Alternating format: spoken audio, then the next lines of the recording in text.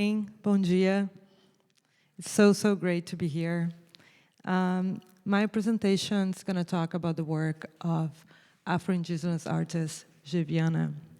And because of time, I'm going to focus on two of her series. The first one is titled Paridades, which could be translated as parities or parity. And the second one is called Atualizações Traumáticas de Debré, which could be translated as traumatic updates of Debré. And unfortunately, my French is really bad, so this work revolves around the work of French painter Jean-Baptiste Debré. But I'm just going to refer to him as Jean-Baptiste Debré, which is how you would say it if you're saying it in Portuguese. So my presentation is going to start with an epigraph. And this epigraph takes place on February 21, 1989, during the first meeting of the indigenous people of the Xingu, when indigenous communities that lived around the Xingu River in Brazil gathered to protest the construction of the Cararaó hydroelectric plant, a government initiative that required the flooding of a vast area in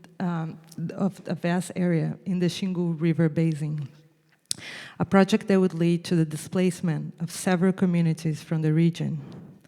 During the meeting, the government official engineer, José Lopes, presented the project as a national necessity. But as he spoke, Lopes was surprised by Tuiri Kayapó, a young indigenous woman who stood from the audience and approached his table holding a machete. The black and white photographs that captured the scene showed Tuiri first waving the machete in the air and then finally pressing it firmly against Lopes' cheekbones.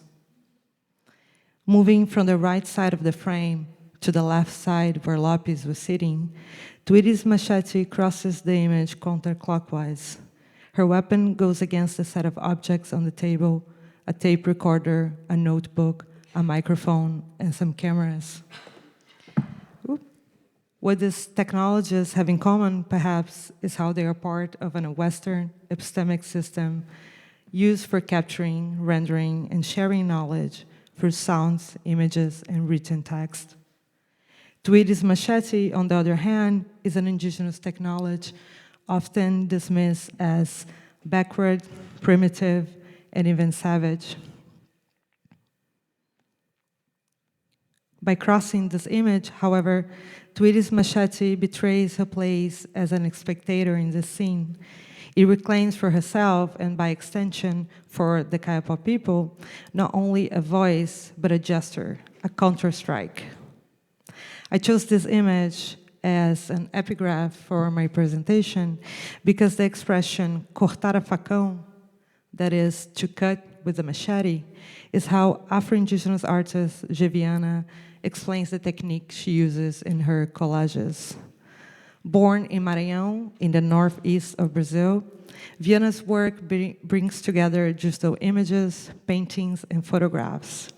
Her collages, usually composed of roughly cropped images that come together in a composition, engage in a temporal politics of the construction to arrive at a different modality for living historically.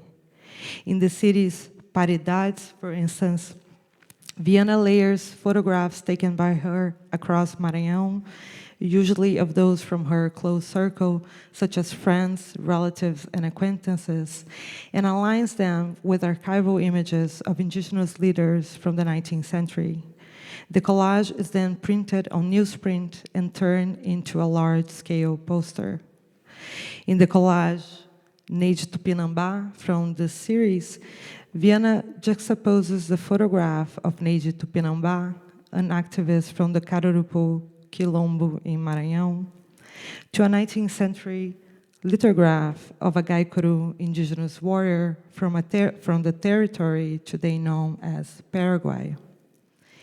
In each collage, Viana's closed circle shares space and time with subjects once captured by what Mary Louise Pratt called the imperial eye, the eye that gazes over the other in 19th century travel literature, a kind of register that passes on the framing of an objectified reality, usually composed of lavishing nature and savage people, often portrayed as anonymous characters without proper names.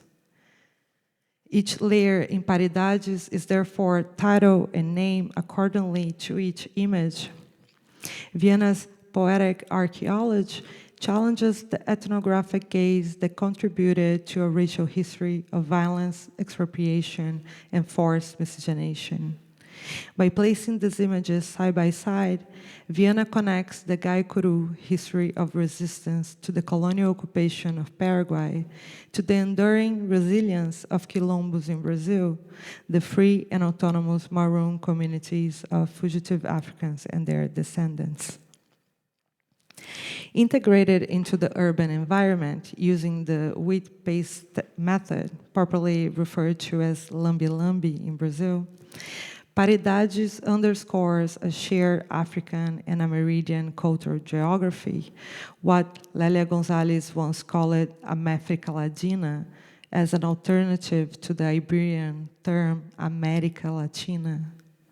And as a series, Paridades shows how indigenous features remain present in our societies, thus contesting the political and legal erasures of indigenous identities that, to this day, sustains contemporary claims to the expropriation of indigenous territories. Viana's collage method, characterized by the cutting out of a fragment from a whole, bridges the present and the past in a memory not exhausted by dispossession, exploitation, and femicide. Her work, as I hope to demonstrate, points to how raciality remains active in the political architecture of the global present, in the juxtaposition of a colonial time still in operation in our contemporary framework.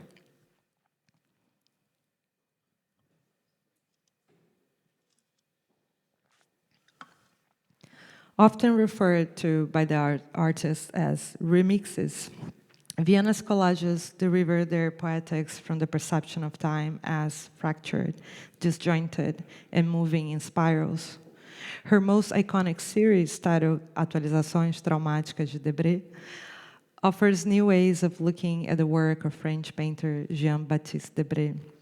More specifically, the set of lithographs from Debré's book Picturesque and Historic Voyage to Brazil, published between 1834 and 1839, after Debré lived in Rio de Janeiro for almost 20 years.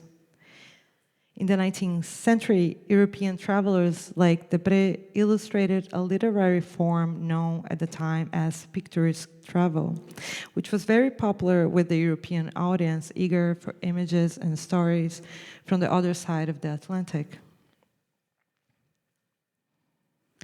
And as it was the style of the time, Debré's book is full of lush landscapes and bucolic vistas, tropical lands abundant in nature, fruits, colors, and people, displayed in an orderly, peaceful form except for slavery.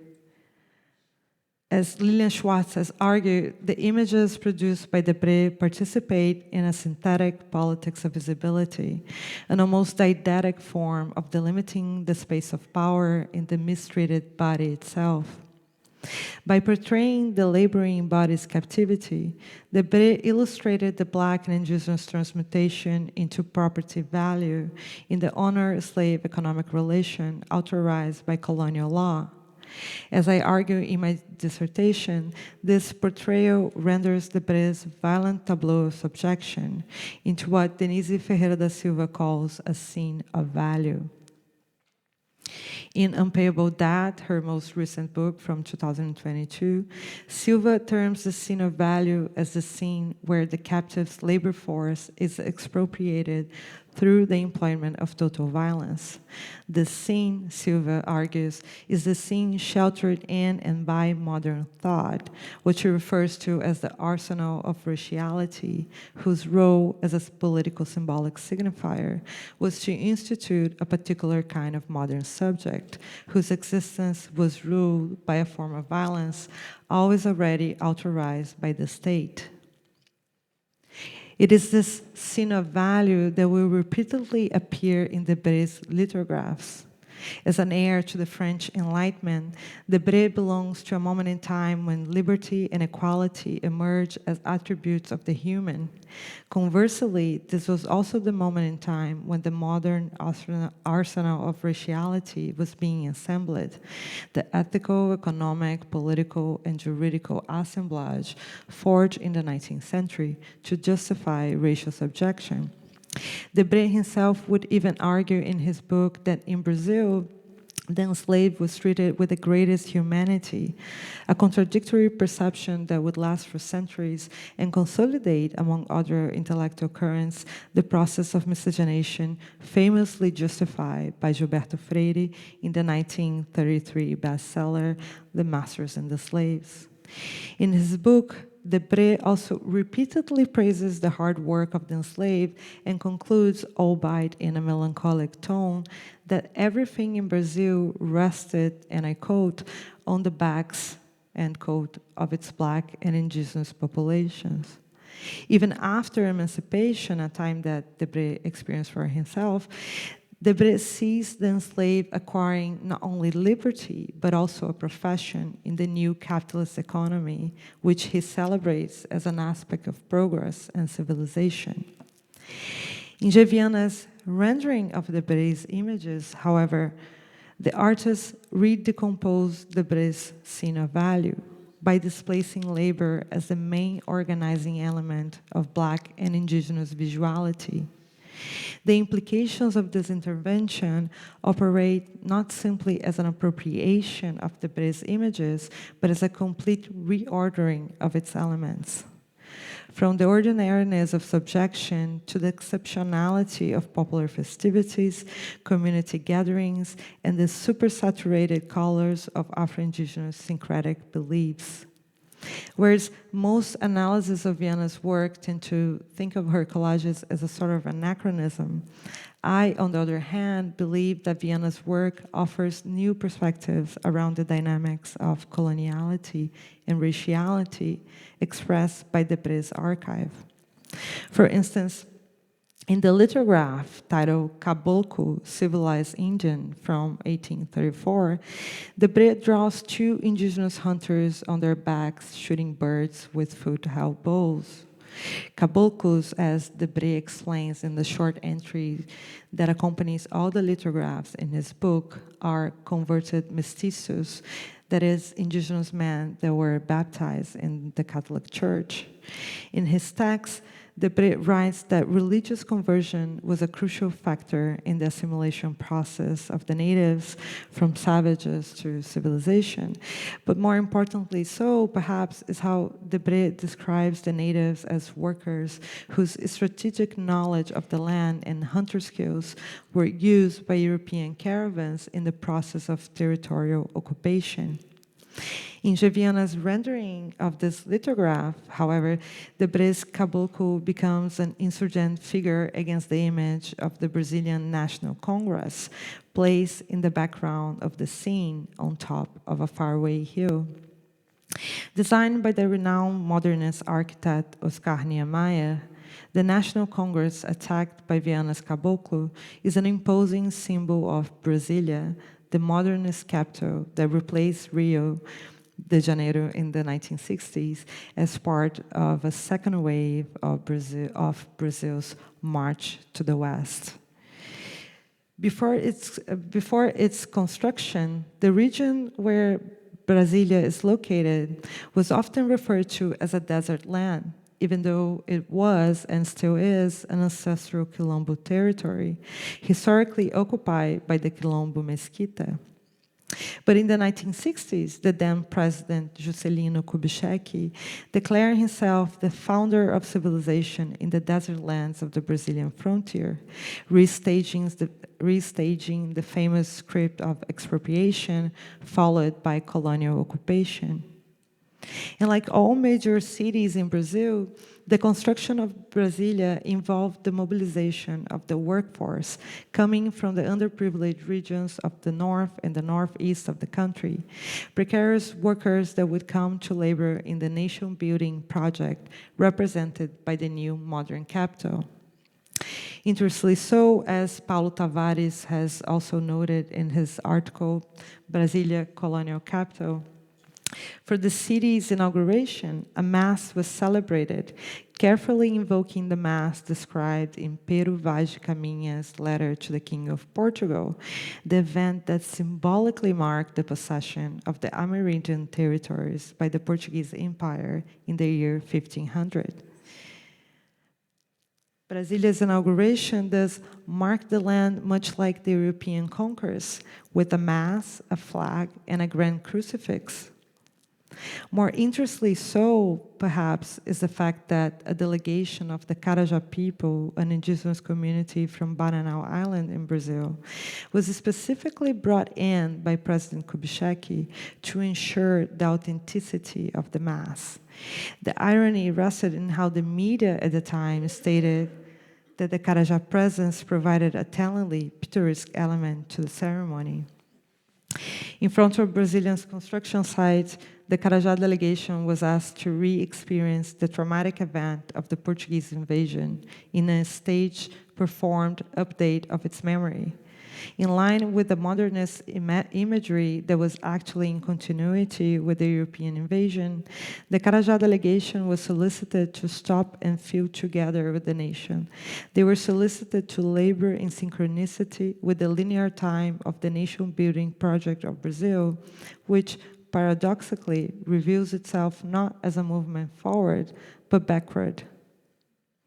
The symbol of Brasilia under attack in Viana's collage, therefore outlines why colonialism is a structural and continual process of nation building in Brazil. By attacking the Congress, Viana attacks the symbolic violence of the modernist project, exposing it as a continuation of the colonial imagery. In the artist's dramatic update, instead of the Carajá delegation being forced to re-perform their subjection, Viana's caboclo features at once the colonial and the modern tableau of national belonging, opening up the possibility for another historical rendering. By breaking with the colonial timeline of the Br's original image, Viana's dramatic update breaks away from the linear timeline of expropriation that continues to organize the lives of Black and Indigenous people in Brazil.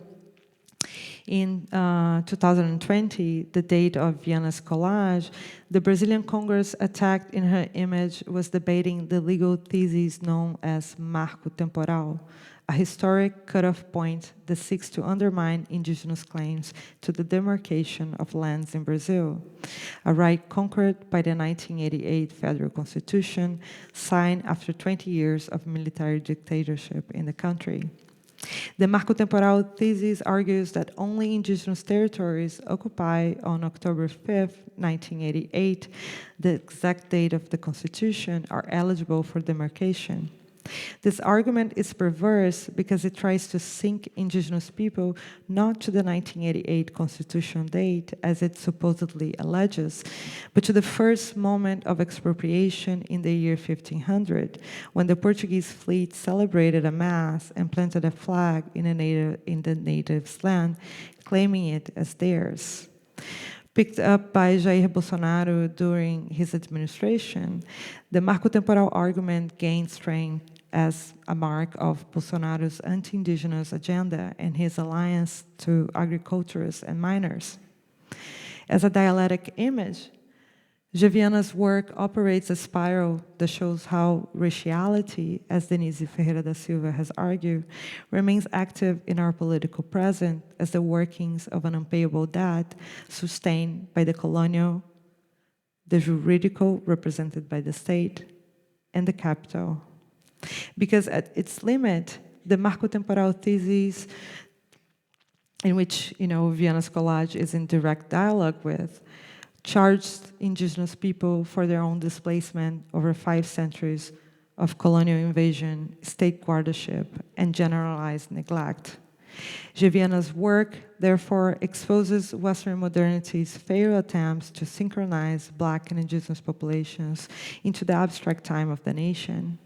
This piece, titled "For Survival Strategies, Our Greatest Technologies Are Our Own," attacks Brasília's power figure just like indigenous leader Tweety Kayapó did when she pressed her machete against the face of a government official in 1989. Tweety's gesture protested the oppression that the Brazilian government was imposing on her community for the construction of the Cararó hydroelectric plant, later renamed Belo Monte. And if you have followed anything about Brazilian politics in the last 15 years, you probably heard that name. It was a massive project sold as a necessary move towards national progress.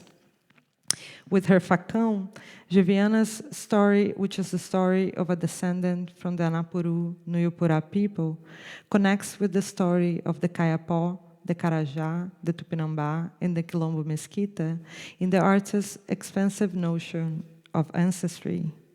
In the ancestral future of Viana's collages, to use Ailton Krenac's term, Afro-Indigenous knowledge stands as